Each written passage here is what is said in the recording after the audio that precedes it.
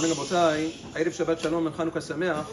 So today and tomorrow are a little bit complicated days, so just to get everything down pat. First of all, today it is preferable, the post can bring down, even if a person doesn't usually do it on Erev Shabbat, but to preferably pray Mincha today, earlier, before Adlakat Nerot Chanuka, because that was the order of the Avodah in Beit HaMikdash. The Korban Tamid Shel Ben Arba'im was brought before the menorah was lit. So, to that end, Be'ezrat Hashem will have an earlier minyan for Mincha today at 2 p.m., and then a regular minyan for Mincha and Kabbalat Shabbat and Arvit at 4:10 p.m. That's one. This evening, before a person comes back to shul for Kabbalat Shabbat, the preferable order for lighting is Hadlakat Nerot Chanuka first, and then afterwards Hadlakat Nerot Shabbat. If you made a mistake, it's still even if you lit Nerot Shabbat first, you are allowed to light Nerot Chanuka after. A person should preferably light Nerot Chanuka about 20 minutes before Shki'ah. Shki'ah is about, give or take, 4:30 today. So if a person lights at about 4:10, that's excellent. It has to stay lit for at least an hour and 5 minutes, which is approximately half an hour after Tzedek Kochavim. So that's with regards to tonight. Don't forget, in the Tefillot and Birkat HaMazon of the Shabbat, you have to add in both Ya'alev Yavo and Ala Nisim, not in that order. First Ala Nisim and then Ya'alev Yavo.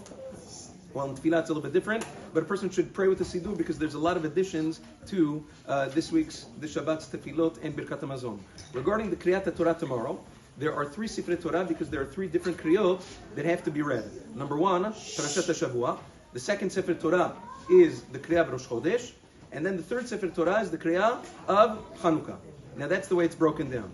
There are 7 aliyot plus maftir. The way it's broken down is a minimum of 6 aliyot in Parashat HaShavua, Parashat Miket. So Parashat Miket should be read in a minimum of 6 aliyot.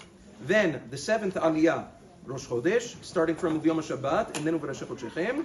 And then maftir is the Haftarah of Chanukah, which tomorrow is going to be U'Vayom HaShishi.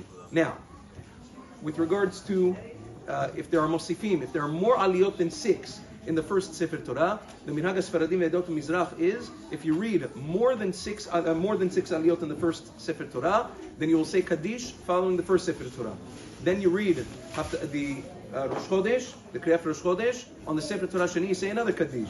Then you read Shabbat Chanukah, you read U'Vayom HaShishi, you make another Kaddish.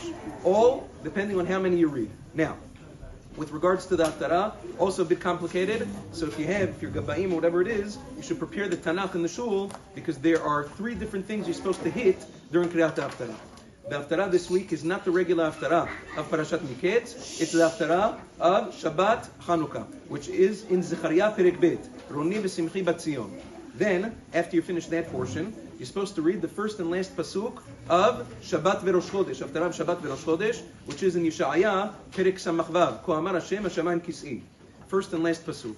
Then when you're done with that, since not only Shabbat Rosh Chodesh, but Sunday is Rosh Chodesh too, you're supposed to read the first and last pasuk of Vayomer Lo Yonatan Machar Chodesh, which is in Shmuel Aleph, Perek Chaf. So those are, there's a lot going on tomorrow, so just make sure everything's misudar, everything is organized before Shabbat. Shabbat Shalom, Chodesh Tov, and Chanukah Sameach.